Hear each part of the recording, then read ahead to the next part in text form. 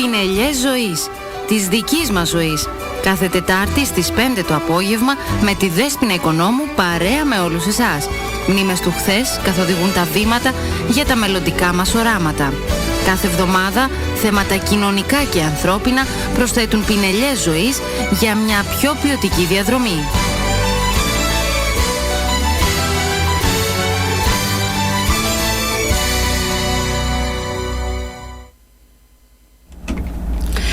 Φίλοι μου αγαπημένοι, πάλι εδώ στους ραδιοθαλάμους του Ράδιο Πάφος, στην δική μας εκπομπή Πινελιές ζωής, της δικής μας ζωής. Είμαι η Δέσποινα Οικονόμου και είμαστε εδώ μαζί με τον εκλεκτό καλεσμένο μας επιστήμονα, τον Νικόλα Νικολάου, παιδίατρο, αλλεργιολόγο, και συζητάμε ένα θέμα που μας απασχολεί όλους μας καθημερινά, είτε αυτά τα συμπτώματα τα οποία παρουσιάζουν οι αλλεργίες που συζητάμε, και ιδιαίτερα η τροφική αλλεργία, συμβαίνουν σε εμάς, είτε συμβαίνουν σε κάποιο παιδί μας, είτε συμβαίνουν σε κάποιο φίλο μας, είτε σε κάποιον που τυχαίνει να είμαστε σε μια παρέα, σε ένα τραπέζι, και επειδή εμείς είμαστε άνθρωποι που δεν θέλουμε να μας προλαβαίνουν τα γεγονότα, θέλουμε να είμαστε έτοιμοι, να ξέρουμε πράγματα, ούτως ώστε όταν μας συμβούν να μπορούμε να τα αντιμετωπίσουμε.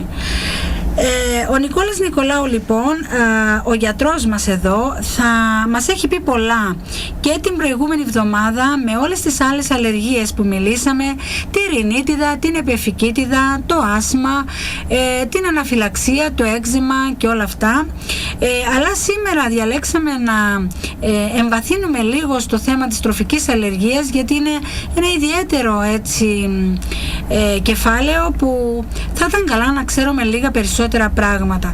Βέβαια πιστεύω και το άσμα απασχολεί πάρα πολλούς, αλλά η τροφική αλλεργία είναι κάτι που, όπως είπα και προηγουμένως, εκτός από εμάς συμβαίνει πολλές φορές να είμαστε έτσι στις κοινωνικές μας εκδηλώσεις και με άλλους ανθρώπους, οπότε είναι καλά να έχουμε μια ιδέα για να μπορούμε να βοηθήσουμε και τον εαυτό μας αλλά και τους άλλους. Γιατρέ μου, θα θέλα λίγο έτσι να μας πεις, υπάρχουν, όπως είπαμε προηγουμένως, κάποιες τροφές οι οποίες είναι αλλεργικές. Αλλεργιογόνες, συγγνώμη. Και μπορεί, όπως είπαμε, οι τροφές να μην είναι αλλεργικές σε μικρές ηλικίες, αλλά ανα πάσα στιγμή, σε κάθε ηλικία μπορεί να μας είναι αλλεργιογόνες. Είναι δυνατόν ο τρόπος που ψήνουμε τα διάφορα φαγητά να ελαττώσουν ή να αυξήσουν την αλλεργικότητα κάποιου τροφίμου? Ναι, αυτό συμβαίνει και είναι διαφορετικό για διαφορετικές ομάδες τροφίμων. Μάλιστα. Θα δώσω δύο παραδείγματα. Παρακαλώ. Για παράδειγμα, το αυγό. Το αυγό. Όσο πιο πολύ το ψήνουμε, τόσο λιγότερο αλλεργιογόνο καθίσταται.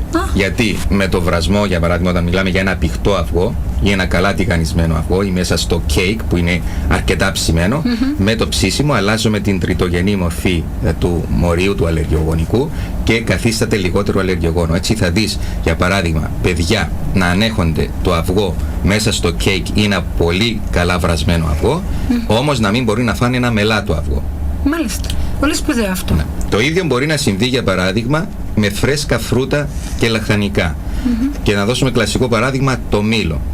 Υπάρχουν κάποιοι ασθενείς που όταν τρώνε μήλο μπορεί να νιώθουν έτσι ένα αίσθημα φαγούρας ή τσιμπήματος ή ακόμη και πριξίματος μέσα στο στόμα, στα χείλη, που λέγεται στοματοφαρυγγικό σύνδρομο. Στοματοφαρυγγικό σύνδρομο, γιατί τα συμπτώματα κυρίως είναι στη στοματοφαρυγγική κοιλότητα. Μπορούν όμως αυτοί οι άνθρωποι περισσότεροι να φάνε το καλά ψημένο μήλο στη μιλόπιτα. Ο λόγος είναι πάλι γιατί το νοπό φαγητό φρούτο διατηρεί την αλλεργιογονικότητα, ενώ με το ψήσιμο μπορούμε να επηρεάσουμε.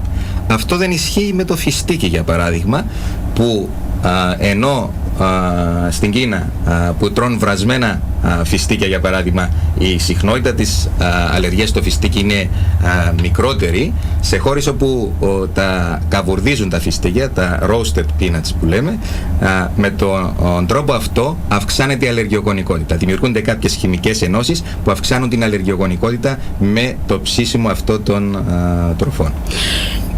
Θέλω να το διευκρινίσουμε λίγο, γιατί καμιά φορά με τα φιστίκια δεν ξέρουμε τι λέμε φιστίκι. Φιστίκι είναι οι κούνες του Αθασιού ή είναι τα φιστίκια τα άλλα? Φιστίκι, για να το ξεκαθαρίσουμε λίγο αυτό. Για το φιστίκι, ήμασταν και στην Πάφο, το παθήτικο που βλαστά κάτω από τη γη και είναι οι λεγόμενες φιστικόκουνες. Φιστικόκουνες, εκείνο που λέμε είναι φιστικόκουνες. Στην Ελλάδα υπάρχει η άλλη ορολογία για φιστίκι εγίνης που λέμε, που εμείς, για μας είναι το χαλεπιανό. Είναι το χαλεπιανό, ναι. Αυτό δεν ισχύει. Όχι. Όχι. Το φιστίκι λοιπόν, να πούμε τώρα ότι είναι καλύτερο να το τρώμε ψημένο ή μη ψημένο. Σε εμάς δεν έχει ιδιαίτερη αυτά. Απλώς έδωσα ένα παράδειγμα για χώρες τις οποίες καταναλώνεται και βραστό και ψημένο. Εμείς συνήθως το τρώμε με τη μορφή του αλατισμένου, καβουρτισμένου, και συνήθως και ευτυχώς η συχνότητα της αλλεργίας στο φιστίκι στον τόπο μας είναι χαμηλή, πολύ χαμηλή. Αυτό είναι καλό.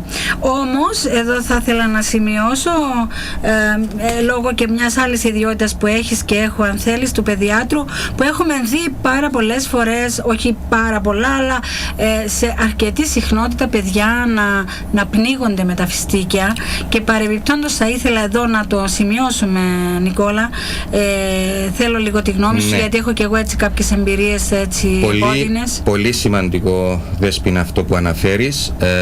Εκείνο που φοβόμαστε με τους ξηρούς καρπούς στα πρώτα χρόνια ζωής δεν είναι οι αλλεργίες, αλλά στο να το στραβοκαταπιούν τα παιδιά, να πάει στους πνεύμονες, να μην πάει στο στομάχι, και δυστυχώς είχαμε περιπτώσεις που χάσαμε και παιδιά, γιατί πήγε στραβά. Τα παιδιά το βάζουν στο στόμα τους, μπορεί να τρέχουν, να γελάσουν, να πέσουν κάτω και να πάει στραβά. Άρα ξηρούς καρπούς θα έλεγα και σκληρές καραμέλες, να το πω, σε παιδιά μέχρι 4-5 χρόνων αποφεύγονται.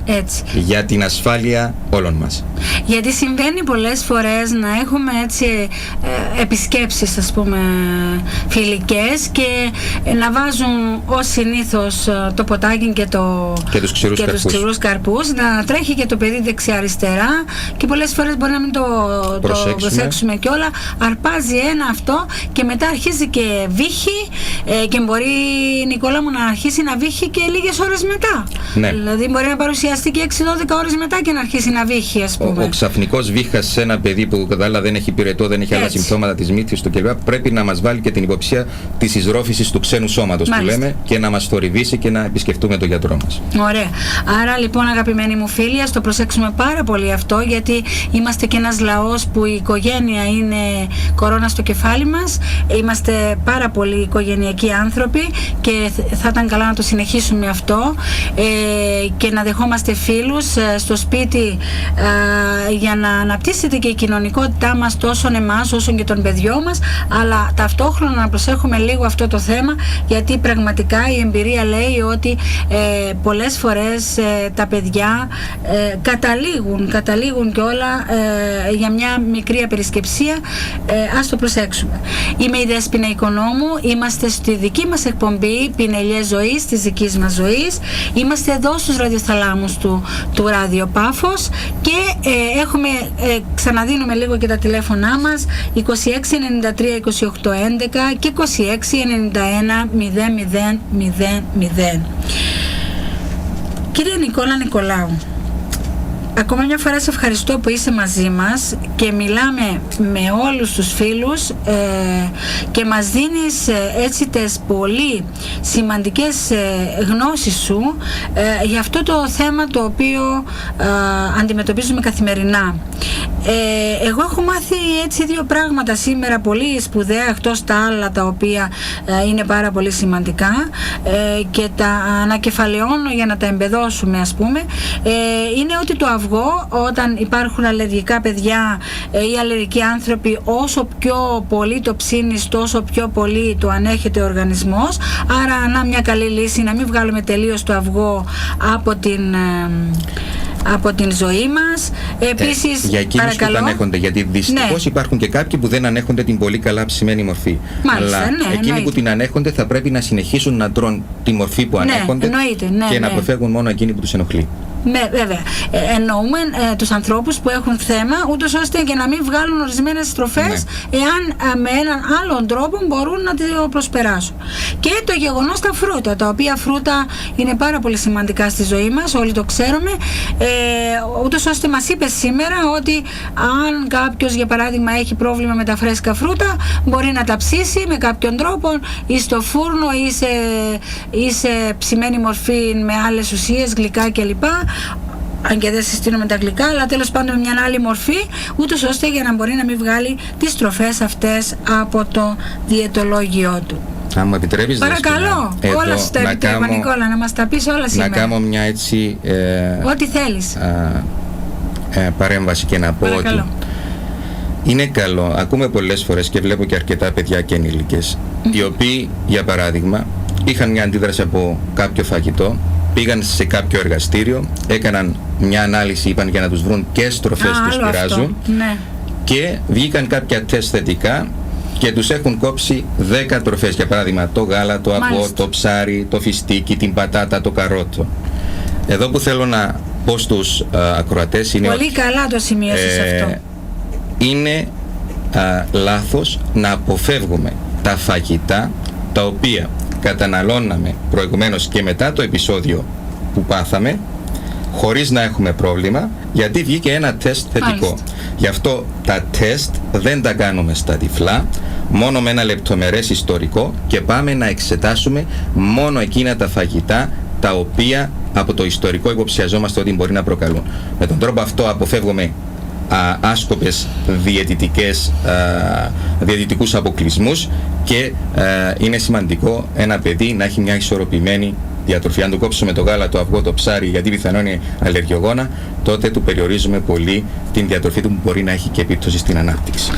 Αυτό που λες είναι πάρα πολύ σπουδαίο, διότι πολλές φορές σκεφτόμαστε τα 30 ευρώ ή 40 ευρώ που θα πάει να δώσει σε ένα γιατρό, που και μπορεί να φύγει από το γιατρό και χωρίς φάρμακα και χωρίς εξετάσεις, γιατί απλά ο γιατρός θα πάρει ένα λεπτομερές ιστορικό, όπως έχεις πει, και να απελευθερωθεί από όλες και τις έννοιες, αλλά και να πάρει και σαφείς οδηγίες, και πάνε και δίνουμε 150 και 200 ευρώ. Βέβαια τα σημειώνουμε αυτά, γιατί είναι καλά να προβληματιζόμαστε λίγο.